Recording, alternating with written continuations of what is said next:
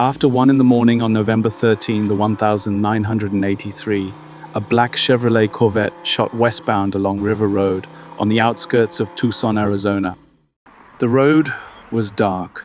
The curve ahead, a tight-dipping S-bend locals called Dead Man's Curve, had swallowed other cars before this one. Inside the Corvette, a 19-year-old college freshman was behind the wheel. His name was August Adolphus Busch IV. His family owned the largest brewery in the United States. His great-great-grandfather had built an empire from nothing. His grandfather had paraded Clydesdale horses through the streets of St. Louis like a Roman emperor. His father was one of the most powerful businessmen in America. None of that mattered at Dead Man's Curve. The car left the pavement. It went airborne, struck a dirt bank, and came to rest on its side. A young woman named Michele Frederick, 22 years old, a waitress who had met August at a campus burger bar weeks earlier, was thrown from the vehicle. She was pronounced dead at the scene. Massive blunt force trauma to the head and chest. August Busch IV was found 6 hours later at his own home 4 miles away. There was still blood on his body. He claimed he remembered nothing. His lawyers would later argue at length to the Arizona Supreme Court and back that the evidence was insufficient. The investigation was described by lawmen as the most intensive traffic fatality case in the history of Pima County. Private detectives were hired.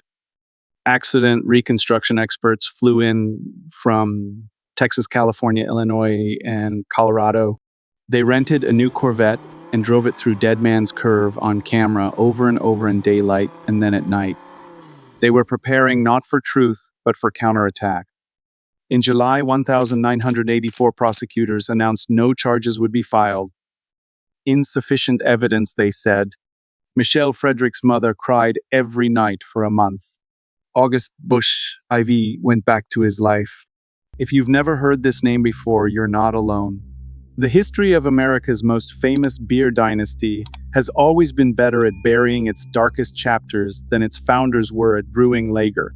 Stay with this story because it gets darker. To understand how a 19-year-old heir could walk away from a dead woman and face no consequences, you have to go back to where the money came from. Because money at this scale does not merely buy things. It buys the invisible architecture around a person, the lawyers, the investigators, the silence, the narrative. It starts in Germany in 1839 with a boy named Adolphus Busch, the 18th child of a merchant family in the village of Castell. He grew up understanding commerce the way other boys understood weather, as a constant, given something to be read and used. At 18 in 1857, he boarded a ship for America with almost no money, and he chose St. Louis, a city already swollen with German immigrants and the restless energy of the pre-war Midwest. He clerked on the riverfront. He watched cargo. He watched money. And when his father died and left him a small inheritance, he did not mourn, he invested. He opened a business supplying breweries with hops and malt, not glamorous but intelligent. You do not need to brew beer to profit from thirst. What Adolphus understood, which many of his competitors did not, was that distribution was the frontier. Most American breweries of that era were prisoners of geography. Their product spoiled in transit. They sold to their neighbors and only their neighbors. Adolphus refused that limitation. He embraced pasteurization. He pushed refrigerated railroad cars loaded with ice across hundreds of miles. He was in effect building a national brewery at a time when the country was still thinking in towns. Then in 1876, he created Budweiser, a lighter, crisper beer inspired by Bohemian Pilsners, named after the Sioux city of Budweiser, but aggressively repositioned as something American. Not a beer for kings, but the king of beers. The crown as brand. The brand as crown. By 1901, the brewery had surpassed all competitors and became the largest in the United States, selling over 1 million barrels a year. Adolphus Busch was no longer a German immigrant on a riverfront. He owned mansions in St. Louis, California, and New York. He maintained a private villa in Germany named after his wife. He had conquered the American dream so completely that he could afford to decorate it with European elegance. When Adolphus died in 1913, thousands lined the streets of St. Louis to mourn him. His son August Anheuser-Busch Sr. inherited an empire, then spent 13 years during Prohibition keeping it alive by selling malt syrup, baker's yeast, ice cream, and refrigeration equipment, anything that kept the factories running, and the workers employed waiting with industrial patience for the day America would reverse itself. December 1933, Prohibition was repealed. The brewery was ready. The first legal cases of beer rolled off the line. August Sr. never celebrated. He died by his own hand in that mansion on the Missouri Hills 2 months later. Pearl-handled revolver. A note to his family. 2 words underline precious, adorable. His son Gussie inherited the throne and the temperament of a king who had been waiting to perform. He bought the St. Louis Cardinals. He introduced the Clydesdale horses that would become the most recognizable symbol in American beer marketing. He opened the family estate Grant's Farm to the public for free, letting ordinary people ride trams through the grounds and marvel at exotic animals in a private park, built on a piece of land where Ulysses Grant had once sold firewood to survive. Under Gussie, the Busch family did something that very few dynasties manage. They made themselves beloved. But even Gussie's reign ended in betrayal. His own board of directors removed him from power. His son, August Busch, I positioned himself to take the company. In the final years of his life, Gussie wandered Grant's Farm like an exiled monarch. When he died in 1989, his will left August I almost nothing. Just a single golden telegram passed down through the family line, and the message behind the gesture was unmistakable. You took my throne, but you did not get my blessing. Into this world of inherited glory and inherited resentment, August Adolphus Busch IV was born in 1964. His parents divorced when he was 5. He went to live with his mother. The relationship with his father, August, I was distant, formal, conducted largely within the walls of the brewery itself. Not a father and son so much as a chairman and a succession plan. As author Julie McIntosh, who wrote the definitive account of the InBev takeover, noted one of the most defining things in August IV's life was his deeply difficult relationship with his father, a relationship that made his life tumultuous in ways that never fully resolved. The fourth, as insiders called him, grew up with a name worth $1 billion and a father who was barely there. That combination in the children of dynasties is rarely stable. There is a type of damage that looks like confidence from the outside. August Busch IV was handsome. He had his father's striking cheekbones and, according to those who worked alongside him in the brewery, an almost eerie physical resemblance to August. He was a lean 5'10", trained to black belt level in judo, taekwondo, and hapkido. He learned to fly helicopters and jets. He earned a finance degree, magna cum laude, then MBA, then a brewmaster's certification in Berlin. He read as someone who had been engineered for the role he was meant to inherit. But engineering and formation are different things. You can build the architecture of a leader without ever installing the interior. In November 1983, at 19 years old, the fourth walked out of a bar called Voilaz near the University of Arizona campus with Michele Frederick, a 22-year-old waitress he had met weeks earlier. Witnesses at the bar confirmed he was driving. His Corvette ran off the road and rolled onto its roof at a curve in East River Road known for accidents. Michele was thrown from the car and died. Busch walked or crawled from the scene without informing the police. Officers found him at his Tucson townhouse more than 4 miles away 8 hours later with blood still on his body. His lawyers moved immediately. The Busch family's legal apparatus, multiple private detective agencies, highway safety experts from 6 states, accident reconstruction specialists, descended on Tucson with the organized momentum of a military operation. They blocked off Dead Man's Curve. They drove rented Corvettes through it in daylight and on camera. They were building methodically a wall between the fourth and a manslaughter charge. After a 7-month investigation, authorities declined to press charges, citing lack of evidence. 2 years later, in 1985, August was involved in a high-speed chase through St. Louis. Undercover narcotics officers began the pursuit after his car nearly struck them. The chase ended when an officer shot out a tire on his Mercedes-Benz. Busch claimed he fled because he believed the unmarked police car contained would-be kidnappers. He was acquitted by a St. Louis jury. 2 incidents. No convictions. No consequences. The message sent to the world and more dangerously to August Busch IV himself was not subtle. The law was an obstacle that wealth and legal firepower could reliably clear. Consequences for men of this name were optional. He continued rising. Vice President of Brand Management in 1994. Vice President of Marketing in 1996. Group Vice President in 2000. Under his direction, Anheuser-Busch's advertising campaigns won the USA Today Super Bowl ad meter every single year from 1999 to 2008, a decade of consecutive victories. The man had a genuine gift for marketing, for understanding how to translate a brand into culture, how to make Budweiser feel not like a product but like an American inheritance. In 2006, when his father finally stepped back, August Busch IV became president and chief executive officer of Anheuser-Busch Companies, the 5th generation of a dynasty that had built the most recognizable beer brand on earth. He was 42 years old, and he had spent his entire life being prepared for exactly this. It would last less than 2 years before the walls began to close. In April 2008, August Busch IV stood in front of a room full of beer distributors and made a declaration.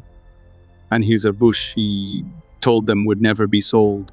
Not on his watch. Anheuser's stock had closed at $49.20 on April 30, 2008. In June, InBev offered $65 per share and August Busch IV refused. He proposed acquiring the remaining half of Mexico's Grupo Modelo, instead trying to make the company too complex and too expensive to absorb. He was building fortifications around a castle that was already quietly being undermined from within. Because here is what August did not know, or perhaps suspected, but could not bring himself to accept. According to reports, his father, August Busch II, had engineered the takeover, blindsiding his own son. The man who had devoted his career to fighting for the company's independence, the man who had taken the throne from his own father, apparently decided that if the company had to go, it would go on his terms, not on his son's. The family owned just 4% of the company by that point. Barclays owned 6%, Berkshire Hathaway owned 5%. The dynasty that had brewed the king of beers now held a minority stake in their own kingdom without the supervoting shares that might have protected them. The crown had been quietly pawned generation by generation, share by share. InBev increased its offer to $70 a share. The board immediately accepted. On July 13, 2008, August Adolphus Busch IV signed the papers that ended 156 years of family ownership. He earned $100 million from the sale.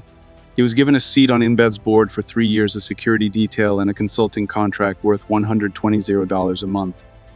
He was, in the language of hostile takeovers, neutralized, compensated enough to stop fighting, paid enough to feel less like a man who had lost everything. The same month the deal closed, he filed for divorce from his wife, Kate, whom he had married just 2 years earlier. No children. The marriage had lasted exactly as long as his time as CEO. He was 44 years old. The company was gone. The marriage was gone. The role he had been built for had been dissolved by a Belgian-Brazilian conglomerate and his own father's quiet betrayal. He retreated to his 6th 300-square-foot mansion on 4 wooded acres in Huntley, Missouri, a wealthy enclave just outside St. Louis. 15 miles to the east, the headquarters of Anheuser-Busch continued operating under a new flag. August did not start a new company. He did not write a memoir. He did not appear in public with the self-possession of a man who had processed what happened. He lived alone in the mansion and by December 2010 had been dating a woman named Adrienne Martin for about a year. Adrienne was 27. She was a divorced mother of an 8-year-old boy. She had worked as a Hooters waitress and was studying to become an art therapist. She was by every account genuinely happy in the relationship. She loved him, or believed she did. On the evening of December 18, 2010, they ate steak dinner together in the mansion. They drank for hours and finally went to sleep around 3 in the morning. August woke sometime after noon and went to the kitchen to make 2 protein shakes. When he returned to the bedroom with her drink, he could not wake her. An autopsy determined the cause of death as an overdose of the painkiller oxycodone. Officials also found a lethal level of cocaine in her blood. The death was ruled accidental. The investigation was handled by police from a neighboring municipality, not the one where the house actually sat. The incident occurred on a Sunday and was not reported in the media until the St. Louis Post-Dispatch published it 4 days later on Thursday. A 42-minute gap between the discovery and the 911 call was disputed by August's attorney, who described the death as tragic and untimely. No criminal charges were filed. Adrienne's ex-husband filed a wrongful death lawsuit. Her mother, alarmed by a friendship between the ex-husband and Busch, hired the same attorney who had represented the estate of Nicole Brown Simpson, concerned the friendship might compromise the outcome for her grandson. The case ultimately settled for $1.75 million without any admission of liability. Adrienne Martin's 8-year-old son grew up without his mother. August Busch IV gave a newspaper interview and said he had loved her with every ounce of his heart. He said sleeping in the bed where she was found was too eerie. 2 women, 2 deaths in the orbit of 1 man, 2 investigations that closed without charges. The pattern did not require a conspiracy to be disturbing. It simply required a name enough money for lawyers and the institutional willingness of the legal system to treat men of this caliber differently than it treats everyone else. Michele Frederick's mother cried every night for a month in 1983 with nobody watching. Adrienne Martin's son lost his mother in 2010, and the settlement carried no admission of guilt. The architecture of consequence, when wealth is involved, is built to absorb tragedy rather than assign it. The Busch family's fortune, the broader dynasty, not August IV himself, was estimated by Forbes at $13.4 billion in 2016. The name still appears on stadiums and street signs, and most absurdly on the very beer that Belgian and Brazilian executives now sell in American supermarkets under the Anheuser-Busch InBev label. Adolphus Busch's immigrant ambition, filtered through 5 generations of inheritance, produced something that the old man could not have imagined: a fortune so large it became passive, a name so valuable it could be licensed, a brand so entrenched it survived, even the family losing control of it. August Busch IV, the man who presided over the final chapter, lives today in that same Huntley mansion where Adrienne Martin died. In July 2017, he was detained for allegedly attempting to pilot his private helicopter while intoxicated. He was accompanied by a woman named Donna Wood, who told authorities she considered herself his wife, though the two are not legally married. He does not run a company. He does not appear at industry events. He does not give speeches about legacy or heritage or the immigrant dream that his great-great-grandfather built with calloused hands on a St. Louis riverfront. The fourth is, by every visible measure, a man who retreated from the world and never came back. And here is where the story becomes less about August Busch IV specifically and more about what dynasties do to the people born inside them. Adolphus Busch forged his identity through struggle.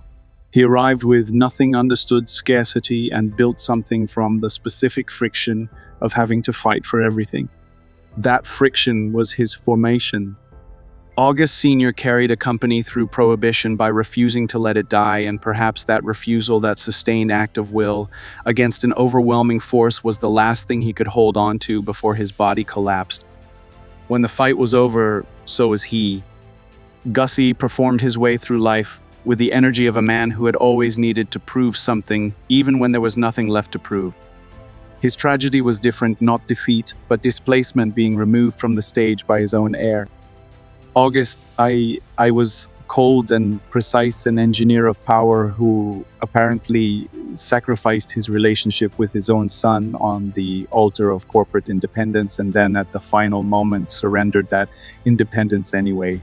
And August IV the Fourth inherited all of the name, all of the wealth, all of the expectation, and none of the adversity that had built any of it. He was handed the crown before he had ever fought for anything. The result was not a king. It was a man-shaped void at the center of a kingdom, orbited by tragedy, trailing legal settlements, presiding over a sail he could not stop sign with a pen that felt probably like a gun to his own inheritance. There is a cruelty in Dynasty that is rarely examined, that the act of protecting your children from struggle is also the act of depriving them of the only force that builds the character you are trying to pass down. Adolphus Busch could not give his children his hunger. He could only give them his wealth. And wealth without the hunger that made it is just a very expensive room in which to sit with your own deterioration. Today at Grant's farm, tourists still ride trams past Clydesdale stables. Children still feed baby goats in the petting zoo. The mansion where August Sr. shot himself with a pearl-handled revolver in 1934 still stands available now for a fee as a wedding venue. Couples exchange vows in rooms that were once filled with the particular silence that comes after a gunshot. Photographers capture smiles under ceilings that have absorbed more grief than joy. The Budweiser Clydesdales still appear in Super Bowl commercials every year, massive and beautiful and perfectly groomed, pulling a red wagon through snow-covered American streets, the hooves striking the ground with a sound like something very old and very heavy, moving forward, always forward, as if they do not know what was left behind. Adolphus Busch arrived in this country with nothing built the most recognizable beer brand in American history, and believed he was leaving his family something permanent. He was just not what he intended.